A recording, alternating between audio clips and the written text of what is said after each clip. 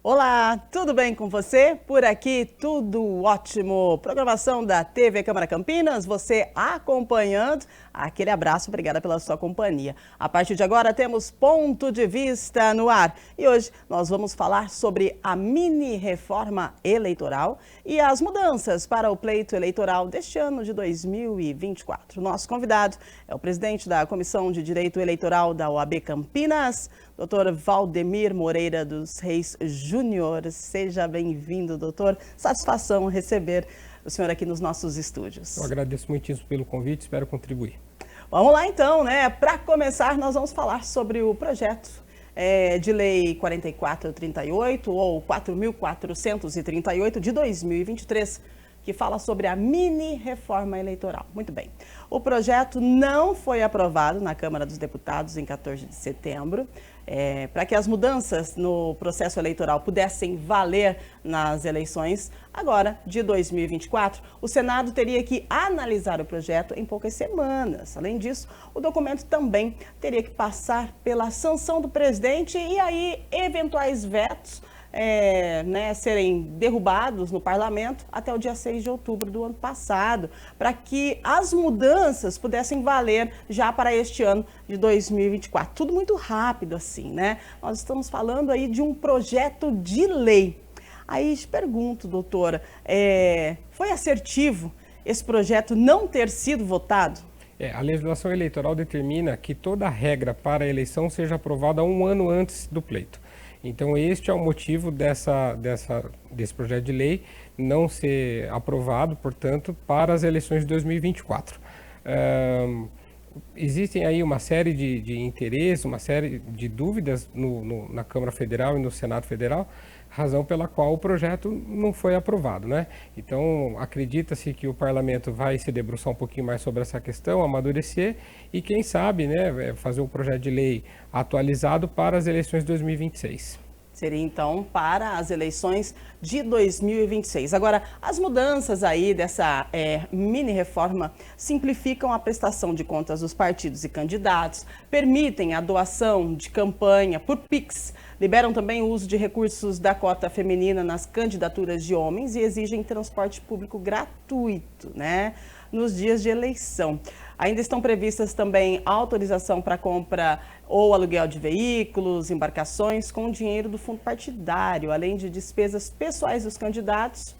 E aí eu te pergunto, isso está dentro, né, dessa mini reforma que está aí para ser aprovada, que não foi aprovada ainda e que a gente acredita que demanda de um pouco mais de estudo, né? Qual que é o seu ponto de vista sobre essas mudanças, né, que eu acabei de simplificar aí, que estão previstas nessa mini-reforma, que deve ser executada somente aí no pleito de 2026? Todo ano anterior à eleição se discute muito sobre a tal reforma eleitoral. Reforma eleitoral, vamos ter uma reforma eleitoral. Na verdade, as mudanças que ocorrem nas eleições ao longo dos anos, e essa nem aconteceu, são regras que mudam basicamente a forma de fazer campanha. Né? Então, todas essas que você mencionou, tirando algumas poucas alterações que ocorreriam, todas elas vão mexer na arrecadação, forma de arrecadação, ou seja, vai mudar a dinâmica da campanha em si. Mas a reforma eleitoral, ela somente vai acontecer de verdade o dia que o legislador se debruçar sobre essa questão e, de fato, modificar o sistema eleitoral brasileiro. Nós temos hoje dois, nós temos o sistema majoritário e nós temos o sistema proporcional. Quando isso efetivamente for alterado, como por exemplo a implantação do sistema distrital ou distrital misto, aí sim que nós vamos poder sentir na prática como que ocorre uma reforma eleitoral. Tirando isso, todas essas alterações que a gente tem tido ao longo dos anos são alterações apenas e tão somente na forma de fazer campanha. Basicamente, recursos, né? Você vê, agora a gente tem o Fundo Especial de Financiamento de Campanha, que é o grosso realmente do financiamento das campanhas. Esse fundo, toda a eleição, ele tem sido alterado de alguma forma, de maneira a simplificar ou de uma maneira a expandir um pouco mais o alcance daquilo que esses recursos podem pagar. E esse é um exemplo, né? Você deu um exemplo. A questão do transporte, até então era proibida, agora busca-se uma flexibilização com o intuito de fazer com que mais pessoas tenham interesse por votar, sobretudo porque ao longo das últimas eleições a abstenção tem sido muito grande, né? E isso realmente preocupa a democracia. Então são regras pontuais que não foram aprovadas, portanto não vão valer, mas são regras pontuais que buscam apenas e tão somente alterações pontuais na forma de fazer campanha. E isso impacta, do seu ponto de vista, em que no cidadão, no eleitor? Olha, nas últimas eleições, por exemplo, nós tivemos a proibição dos cavaletes, né? Você deve se lembrar. Essa impactou, porque as campanhas ficaram menos visuais, Sim. incomodaram menos. Nas últimas eleições, a gente teve a proibição também do carro de som. Também impactou a população, não tinha aquele carro de som circulando. Veja, são impactos no que diz respeito, no meu modo de ver a coisa, são impactos no que diz respeito ao conforto do eleitor, né? Porque efetivamente o eleitor, tirando um ou outro que é um pouco mais participativo, ele não se preocupa muito, por exemplo, se o Fundo Especial de Financiamento de Campanha vai poder pagar o transporte, por exemplo. Percebe? Então, tirando aquele eleitor um pouco mais crítico, são regras que, na verdade, elas vão interessar única e exclusivamente os partidos e aqueles que, de fato, vão utilizar essas regras, que são os candidatos. Do seu ponto de vista, como teriam que ser, né, feitas essas regras, como que teria que ser estipulada essa lei? Teria que ter a participação popular para fazer uma, não digo mini, mas seria viável uma reforma, realmente, uma reforma no quesito, quando a gente fala na questão aí eleitoral? Quando eu digo para você que a reforma eleitoral somente vai acontecer quando de fato for alterado o sistema eleitoral brasileiro, eu digo isso por quê? Porque é o sistema eleitoral que vai impactar diretamente na ideia de representatividade, portanto, na ideia de soberania. O poder emana do povo que o exerce por meio de seus representantes. Então, veja, de que maneira que esses representantes são escolhidos? Por meio do sistema eleitoral. Exato. Então, o que nós temos visto nas últimas eleições? A abstenção muito grande, um descrédito com a classe política, uma pouca participação popular, não acredito em mais ninguém, não vou votar em mais ninguém, vou votar nulo, enfim. Veja, o legislador ele precisa olhar para isso com atenção e, de alguma maneira, tentar resgatar a credibilidade que se deve ter no Poder Legislativo. E isso como que é feito? Existem N formas de fazer isso. Uma delas é mexer no sistema eleitoral de maneira a fazer com que esses deputados, vereadores, enfim, sejam de fato escolhidos, né, com uma participação efetiva e direta do povo. Então, o sistema eleitoral, ele serve exatamente para isso. Então, uma reforma eleitoral propriamente dita, ela passa, no meu ponto de vista, por uma alteração no sistema eleitoral. Todas as outras alterações que a gente for discutir aqui, elas vão ter algum impacto, porém são impactos paralelos. Então, por exemplo, quando a legislação vem e fala, olha, não pode mais coligação para o sistema proporcional, né? Então não pode mais ter coligação para candidatos a vereador, por exemplo. Sim. Isso é interessante, isso impacta também no resultado das eleições, mas ainda assim são alterações muito pontuais e que não vão necessariamente resgatar a ideia de credibilidade e de representatividade. Do seu ponto de vista, a população tem ido menos às urnas por conta desses detalhes ou por desacreditar no sistema? Eu acho que é uma somatória de fatores. Eu acho que o fato do descrédito influencia bastante, o fato de não haver uma penalidade mais severa, não estou dizendo que tenha que ter, mas Sim. O fato é que não há, né? Uma multa de R$3, R$4 não vai impedir ninguém, por exemplo, de ficar em casa em vez de votar, não é? Então, são uma somatória de fatores que lá no final vão ter um resultado que é essa abstenção muito grande. Você pegar as eleições, por exemplo, de 2020, eu não vou dizer porque o Covid impactou bastante, Sim, claro. Né? Mas nas eleições de 2022 e 2018, a abstenção foi muito grande e ela é crescente.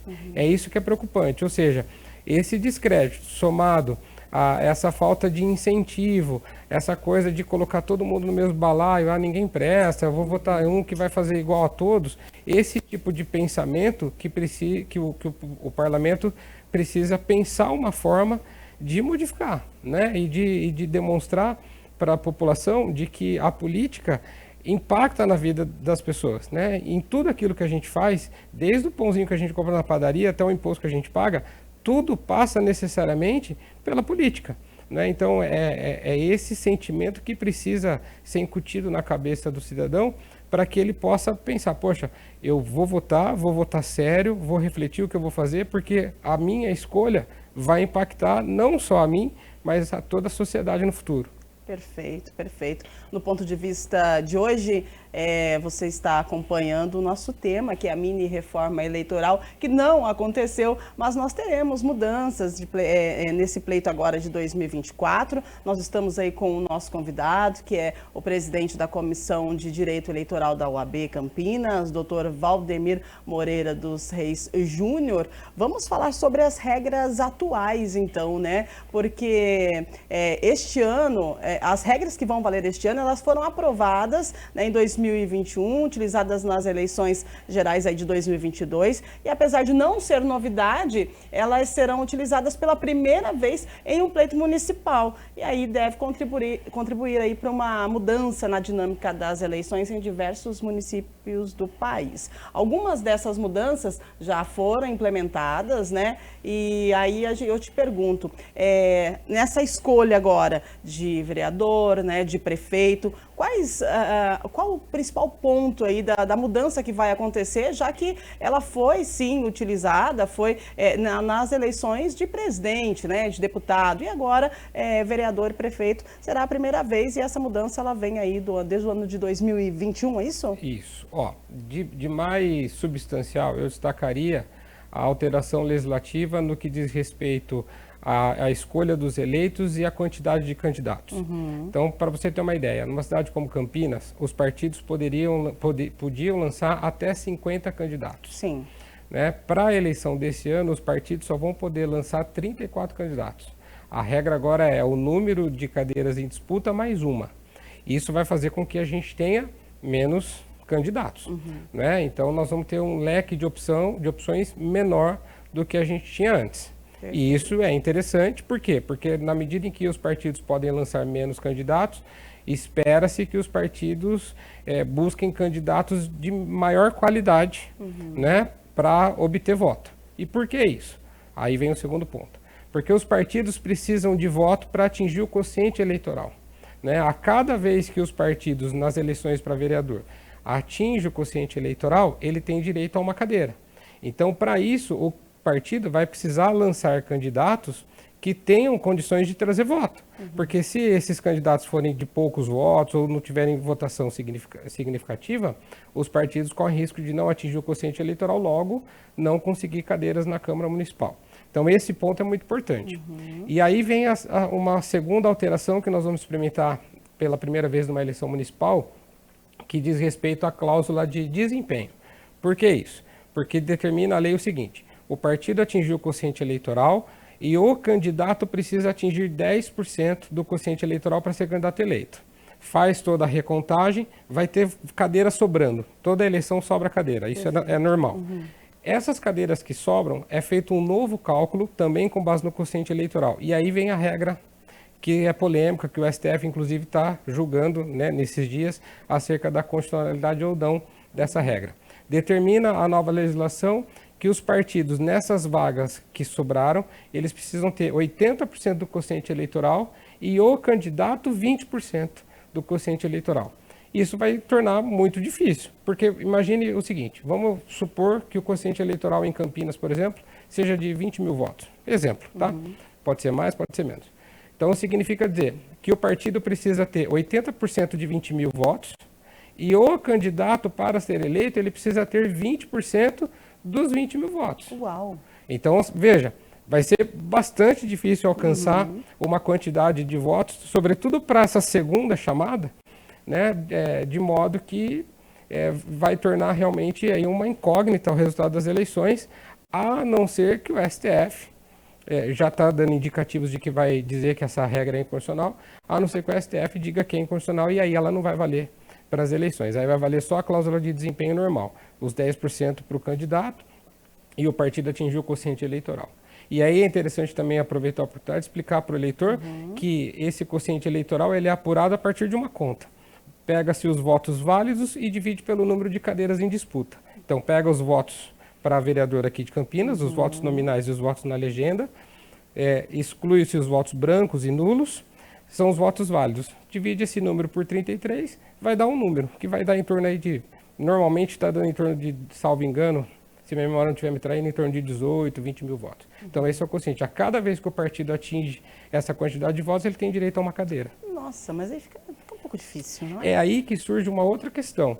Essa coisa de, eu votei no fulano que teve 5 mil votos, ele não entrou. O outro que teve 2 mil entrou. É exatamente por conta dessa conta. Por que isso? Falta de equilíbrio, né? Porque o que teve 2 mil votos entrou, o partido dele atingiu o quociente eleitoral e ele foi o mais votado dentro daquele partido. Sim. Enquanto num outro partido ele atingiu o quociente eleitoral e o mais votado teve 5 mil, o segundo mais votado teve 5 mil votos, só que ele perdeu para alguém que teve mais de 5. E é exatamente aí que às vezes o eleitor fala assim, poxa, eu votei num que teve mais votos e não entrou, então eu não acredito em mais ninguém, isso é tudo... Tem gente que fala que é fraude, enfim, sim. Mas não é. Isso é decorrente desse sistema que se chama sistema proporcional.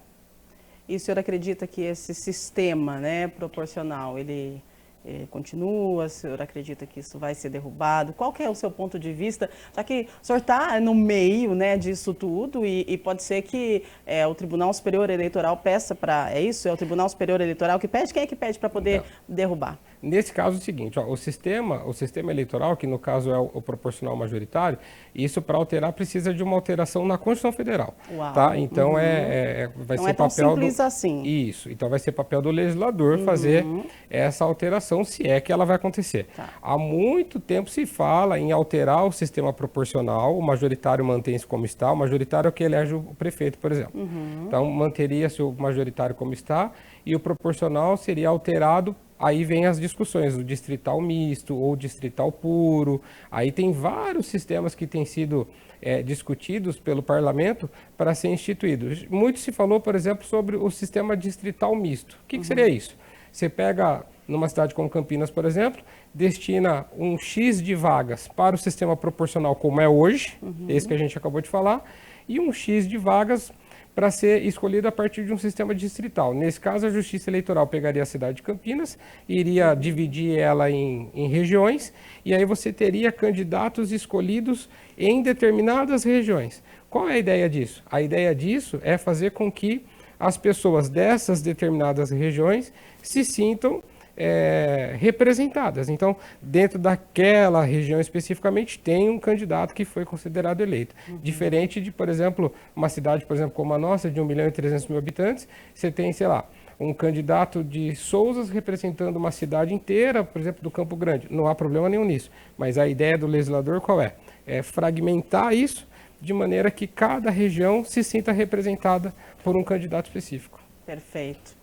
E essa questão da proporcionalidade entre candidatos homens e mulheres, né? No mínimo 30% para cada gênero. Como é que fica? A lei determina que haja 30% de um determinado gênero. Então, assim, pode ser 30% de homens, como pode ser 30% de mulheres. Né? Ou não é obrigatório que seja de mulheres. Não, você pode precisa ter um partido, por exemplo, que tenha 70% de mulheres. Só que precisa ter 30% de homem. Entendi. Tá? Então, o importante é que haja 30% necessariamente de um determinado gênero. Seja masculino, seja feminino. Não faz diferença. Isso mantém-se, isso continua igual. Vai haver também uma destinação de recursos para a campanha de mulheres, vai haver também uma destinação específica de recursos para candidatos negros, né? Isso também já estava acontecendo e vai continuar acontecendo, e isso nós não vamos experimentar nenhuma novidade. Nós vamos ter uma novidade interessante para a eleição municipal, que são as federações. Sim. Né? As federações elas já existiram nas eleições de 2022, mas em 2024, na eleição municipal, vai ser a primeira vez que nós vamos ver os partidos que fizeram federação saírem candidatos. Isso impacta também no número de candidatos. Né? Por quê? Eu te falei que cada partido vai poder lançar 34 candidatos. As federações vão poder lançar 34 candidatos. Então, se tiver um partido, por exemplo, 2 partidos federados, por exemplo, eles juntos poderão lançar 34. Tá? Então, isso também vai impactar bastante. Então, sei lá, se a gente puder usar como exemplo o Cidadania e o PSDB, eles são federados. Então, juntos, eles vão poder lançar 34 candidatos. Não fosse a federação, cada um deles poderia lançar 34. Poxa. Isso também vai ser diferente. Entendi. Isso para a Justiça Eleitoral, de certa forma, é um alívio, porque todas as candidaturas passam pelo crivo da Justiça Eleitoral, num processo chamado registro de candidatura. E é bastante intenso, né, o trabalho, e tem que ser tudo muito rápido, os prazos muito rápidos, para que os candidatos possam fazer campanha com seus registros definidos. Exato.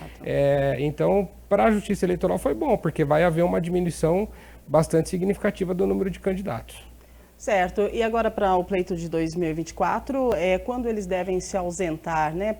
Um exemplo, eu trabalho numa emissora de TV, vou me candidatar a vereadora, eu posso exercer a minha função até quando, né? E o que é permitido fazer enquanto eu estou na função, né? Dentro aí desse tempo que eu ainda tenho? Isso que você mencionou, a legislação chama de desincompatibilização.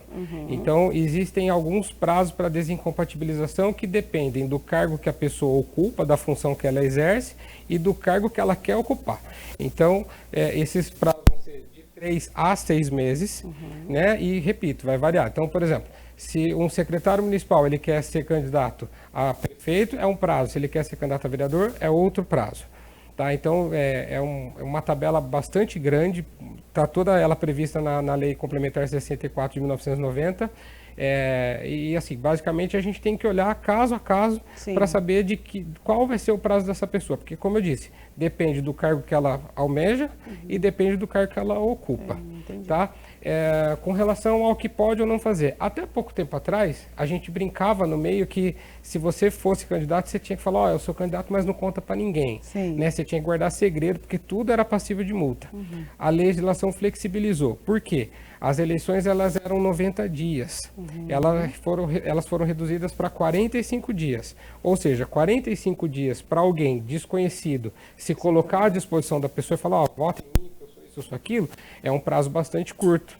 Então, a legislação permitiu que antes mesmo do início do período eleitoral, a pessoa já pudesse fazer aquilo que a gente chama de pré-campanha. Então, a pessoa pode, desde agora, por exemplo, já se colocar como um pré-candidato. É importante dizer que a pessoa é pré-candidata, ela não é candidata ainda até que haja o registro, o requerimento de registro.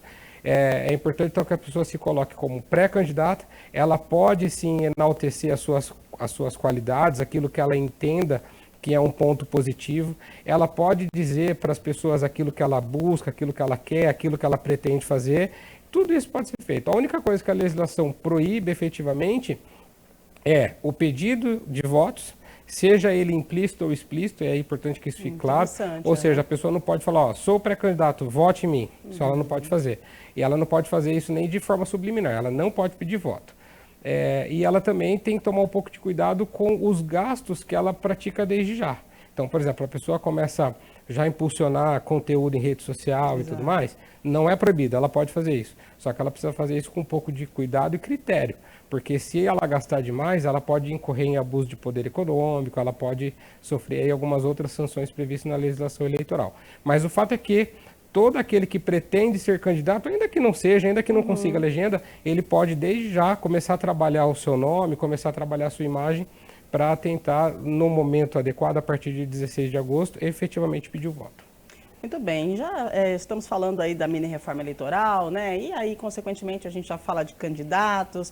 É interessante abordarmos a situação seguinte: como é que fica a vida, né, pregressa aí desse candidato? Se tem um ato de uma improbidade administrativa ou tem algum processo tramitando, tem alguma alteração nessa reforma, se podemos assim dizer, do ano de 2021? Não, de alteração não tivemos nada, mas o fato é que, uma vez feitas as convenções partidárias, requerido o registro de candidatura, a Justiça Eleitoral tem o papel, tem o trabalho de verificar exatamente aquilo que a gente chama de condições de elegibilidade.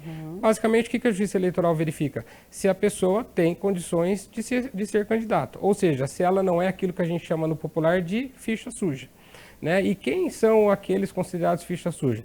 Essa mesma lei complementar 64 de 1990 traz um rol gigantesco de situações que tornam alguém inelegível. As mais comuns são as condenações em ações criminais, as condenações por ato de improbidade, aqueles que foram cassados, né, já foram prefeitos, já foram cassados, aqueles que foram vereadores já foram cassados. Então são essas as situações mais comuns que acabam impactando nas condições de elegibilidade de alguém. É importante destacar o seguinte, essas condições de elegibilidade, elas são analisadas com muito critério pela Justiça Eleitoral, né? Porque ela pode, se não for feito dessa forma, ela pode de alguma maneira impactar tirando do pleito alguém, por exemplo, que pudesse obter voto da população. Então, por exemplo, nas condenações criminais e nas condenações por ato de improbidade, é necessário que a decisão já tenha transitado julgado ou que a decisão tenha sido de um órgão colegiado.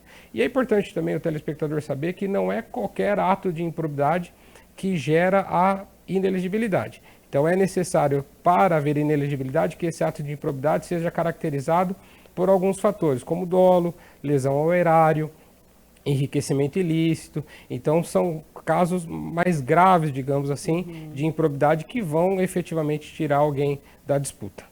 Muito bem, falando aí dos candidatos, né? Daqui a pouquinho a gente volta para falar da emenda inconstitucional, constitucional 117 de 2022, que estabeleceu aí que cada partido deve disponibilizar recursos do fundo eleitoral, do fundo partidário e tempo gratuito de rádio e televisão, né? Então daqui a pouquinho a gente fala sobre isso. Estou lembrando agora, já quero que o senhor deixe um recado para os eleitores, né? A importância de estar regularizando, de estar atualizando, né? E vendo como é que está a sua situação eleitoral, porque às vezes a pessoa, como teve muita o pessoal não foi votar, né? E aí não votei na eleição para presidente, mas também não votei na outra que teve para prefeito, e eu acho que está tudo bem, mas aí daqui a pouco eu vejo que eu estou com um problemão do tamanho de um bonde, eu não consigo resolver, daí, poxa, mas eu não votei, eu esqueci, como é que justifico, o que devo fazer para manter aí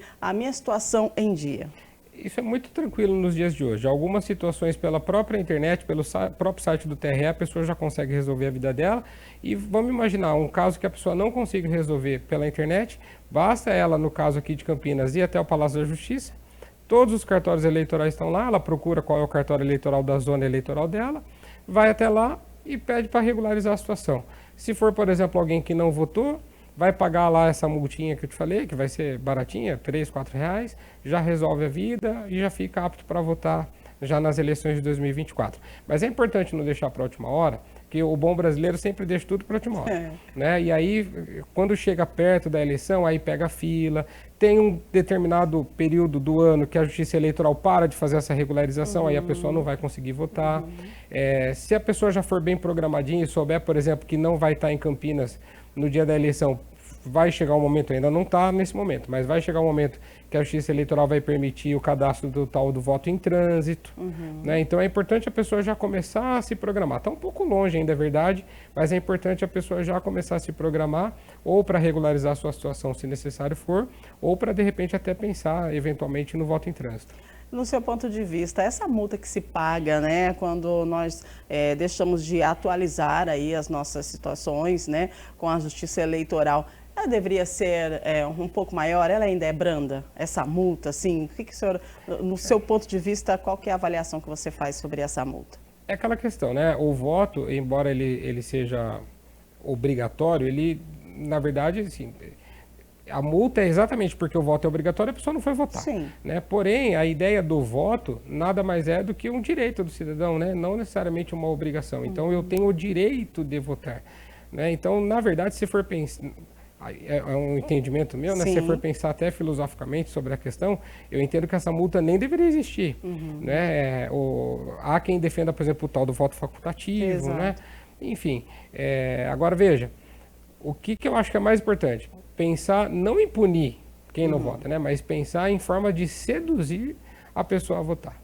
Né, demonstrando credibilidade, seriedade, demonstrando que o voto é importante, campanhas de conscientização do voto. Porque, veja, Tem gente, por exemplo, que vai votar, mas vota nesses candidatos brincalhões, né? Nesses candidatos celebridade que não necessariamente estão ali imbuídos de um dever, de um munus público, né? Mas, assim, querendo fazer uma brincadeira, a gente tem casos muito conhecidos disso. Sim. Né? Então, assim, tem gente que vai votar e vota nesse tipo de candidato. Nada contra, respeito, mas veja, a ideia é incutir na cabeça dessa pessoa a importância que o voto dela traz para toda a sociedade. Então, eu acho que a multa, eu não acho que deveria ser mais cara, acho até que nem deveria ter. Perfeito. Acho que a ideia mesmo seria campanhas de conscientização da importância deste ato cívico. Sim, já que estamos falando em campanha, nós temos aqui que se refere que o partido, né, vai disponibilizar o recurso do fundo eleitoral, do fundo partidário, tempo gratuito de rádio e televisão, respeitando aí o percentual mínimo de 30%. E máximo de 70% entre homens e mulheres. Sobre essa questão da campanha, né, de rádio, de televisão, tem uma alteração significativa? Tem algo assim que venha trazer algo diferente, um impacto diferente na vida do eleitor? Essa alteração ela é interessante na medida em que até então não existia uma obrigatoriedade dos partidos destinarem esse tempo para candidaturas de um gênero ou de outro, né? Então era muito comum, às vezes, por exemplo, que o partido até pegasse o tempo todo e colocasse no horário de TV e rádio quem ele quisesse. Sim. Aquele mais famoso, enfim. Agora não, agora ele vai ter que necessariamente destinar um tempo específico para candidatos de um ou determinado gênero. Isso é interessante na ideia de representatividade. Por quê? Porque o Brasil tem um número muito grande de mulheres, né? E, infelizmente, as mulheres ainda são minoria nas candidaturas e, por consequência, na política. Né? Então, são situações como essa que, de uma maneira ou outra, com o passar do tempo, vai fazendo virar uma cultura, né? Com a ideia de ter mais mulheres na política, porque, assim, os partidos eles vão ser obrigados a destinar esse tempo para elas, eles vão ser obrigados a destinar dinheiro para a candidatura delas, eles vão ser obrigados a ter essas candidatas. A Justiça Eleitoral já anunciou, já estava sendo assim, mas já anunciou que o rigor na verificação de candidaturas femininas laranja vai ser ainda mais ferrenho. Então são situações desse tipo que eu entendo que são válidas e importantes. Na eleição passada houve, né, algumas situações de mulheres que precisavam cumprir ali o que exigia a lei eleitoral e por isso se candidataram e aí houve-se muito a situação que o senhor falou aí de candidatos laranja, né? Como que a gente entende, o que seria isso para o telespectador que está em casa poder entender bem certinho? A verdade é a seguinte, alguns partidos, não estou generalizando, alguns partidos não têm o número de mulheres necessário para registrar uma chapa de vereadores ou de deputados. Então, o que eles fazem? Eles saem à caça, literalmente. Por quê? Porque se eles não tiverem esse número de mulheres, eles não conseguem registrar os homens. Não é? Então, eles saem à caça. E nessa de sair buscando candidatas, o discurso, repito, não estou generalizando, Claro. só alguns. Alguns partidos chegam para as mulheres e falam assim, olha, não, só dá o seu nome, a gente registra lá, você não precisa nem fazer campanha. É só para poder registrar. Só que a Justiça Eleitoral não é boba. Pega lá uma candidata que teve um voto, algumas que nem o voto delas, né, elas tiveram, tem candidato com 0 votos. A Justiça Eleitoral começa a apurar, chama para fazer uma oitiva ou qualquer coisa do tipo, e isso fica muito claro. E aí o que acontece? A punição para esse tipo de situação é a impugnação da chapa toda. Então você imagina um partido, por exemplo, que toma uma condenação dessa, se ele fez vereadores, se ele teve vereadores eleitos, todos eles perdem o mandato. Né? Eu já tive uma situação no escritório, por exemplo, de uma moça que foi candidata, o marido dela foi candidato e nas redes sociais dela ela pedia voto para o marido. Veja, aí como é que você faz uma defesa dessa para falar que ela não é uma candidata laranja, percebe? Então, a Justiça Eleitoral, ela não é boba, a Justiça Eleitoral está de olho, o Ministério Público Eleitoral também é bastante combativo nessa questão. E eles estão cada vez mais indo para cima e os processos da Justiça Eleitoral andam rápido. Né? Então, se a Justiça Eleitoral identificar a candidatura laranja e a chapa toda for cassada, quem foi eleito perde a cadeira. Então é importante, inclusive, que os próprios candidatos se autofiscalizem para saber que os seus partidos não estão utilizando candidaturas femininas laranja para que eles não sejam impactados no futuro. Do seu ponto de vista, doutor, por que ainda existe esse tipo de situação, né? De mulheres que acabam não querendo participar, né, da política em si, do pleito em si, vamos lá, né, de peito aberto e se lança aí a candidata, mas ainda se acaba aceitando esse tipo de situação de ser uma, entre aspas, candidata laranja, né? Sem generalizar mais uma vez, esse ambiente partidário, querendo ou não, ele ainda carrega um pouco daquela participação bastante intensa de homens, né? Sim. Sempre foi um ambiente de homens e ao longo do tempo isso está mudando, o que é bom, que é importantíssimo, mas querendo ou não ainda carrega um pouco essa coisa do ambiente masculino, né? Então a justiça eleitoral, a lei eleitoral, ela tem cada vez mais criado regras para exatamente mudar à força essa ideia de que a política é um ambiente para homens. Né? Então, as mulheres cada vez mais estão participativas, só que eu penso que isso é uma caminhada. Né? A cada eleição a gente avança um pouquinho, até que vai chegar num momento, acredito eu, que as mulheres, se não forem a maioria na política, vão estar em pé de igualdade com os homens. É importante, né? Muito. Então, olha só, nos dias das eleições tem aqui a questão sobre o transporte, né? Porque a resolução do TSE estabelece que os entes federados, direto ou indiretamente por suas concessionárias ou permissionárias, não podem reduzir o serviço público de transporte coletivo de passageiros habitualmente ofertado no dia das eleições, sob pena de configuração dos crimes eleitorais, né? Essa questão de transporte. Hoje ainda não é permitido o que a reforma eleitoral prevê, que que seja natural aí o candidato fazer o transporte para o eleitor, né? Isso, o transporte não é permitido, a ideia era permitir isso, então, portanto, não mudou, continua proibido o transporte de eleitor, e a ideia é que não haja uma redução do número de ônibus circulando no transporte público, exatamente para não desmotivar. A pessoa fala assim, poxa, eu vou sair, eu já não queria votar, eu vou votar, vou ficar 1 hora no ponto, vou ficar 2 horas no ponto, enfim. A ideia de não haver essa redução é exatamente para que o eleitor não se desmotive e efetivamente vá votar. E a questão da gratuidade do transporte, foi alterado alguma Então, a ideia da gratuidade também é importante nesse sentido, na ideia de incentivar. Né? Acho salutar essa alteração e, de fato, a ideia é fazer com que as pessoas realmente tenham interesse e participem do dia do pleito. Sobre a fake news, né? No tempo de campanha, né? No tempo das eleições, qual que é o ponto de vista que o senhor tem referente a este ano de 2024, já que temos aí a Delegacia de Crimes Cibernéticos, né? Está tudo assim, aparentemente, né? Para quem está de fora, está tudo mais fácil ser descoberto, né? Então, qual que é o seu ponto de vista sobre fake news e as situações aí que envolvem a política nesse mundo de rede social e internet? Desde 2018, a Justiça Eleitoral está em cima das fake news, né? E ela vem punindo aqueles que cometem as tais informações falsas. Quem comete informação falsa? Aquele que replica conteúdo sabidamente falso, que não condiz com a realidade, com o intuito de prejudicar um outro candidato em detrimento do benefício de outros.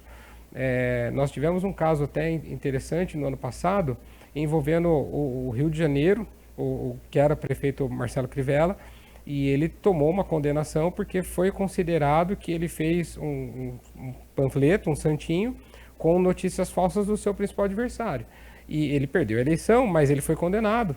E a condenação dele foi por abuso de poder econômico, porque ele teria usado o dinheiro do Fundo Especial de Financiamento de Campanha para produzir notícias falsas. Então a Justiça Eleitoral está muito em cima disso e isso gera inelegibilidade. Então é importante aí, quem está nos ouvindo e é pré-candidato, quer ser candidato, saber que fazer campanha utilizando o artifício da fake news, se pego, se descoberto, a punição é severa. Fora, além das punições no âmbito eleitorais, que são essas que eu acabei de mencionar, a depender do teor dessa notícia falsa, pode dar calúnia, pode dar injúria, pode dar difamação no aspecto criminal. Se for no aspecto civil, pode gerar uma indenização por dano moral.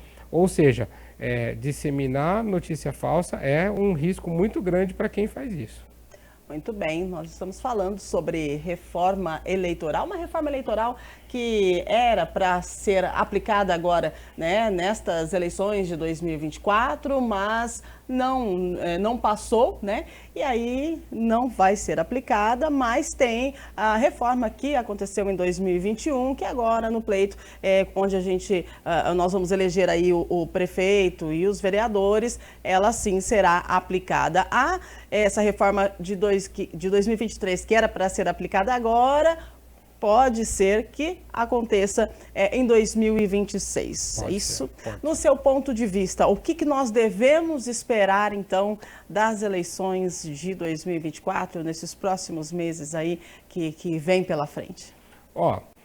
Em relação a essas alterações que nós falamos, do ponto de vista do direito eleitoral, a grande expectativa reside exatamente na quantidade inferior de candidatos em relação à campanha anterior e saber o que o STF vai falar sobre essa resolução do TSE que determina as cadeiras da recontagem com a regra do 80-20. Né? Isso realmente está todo mundo na expectativa para saber o que vai acontecer, porque isso vai, se mantido, isso vai impactar diretamente na ideia de representatividade. Os partidos menores, por exemplo, tendem a não ter nenhum candidato eleito, ou se tiverem, terem muito poucos.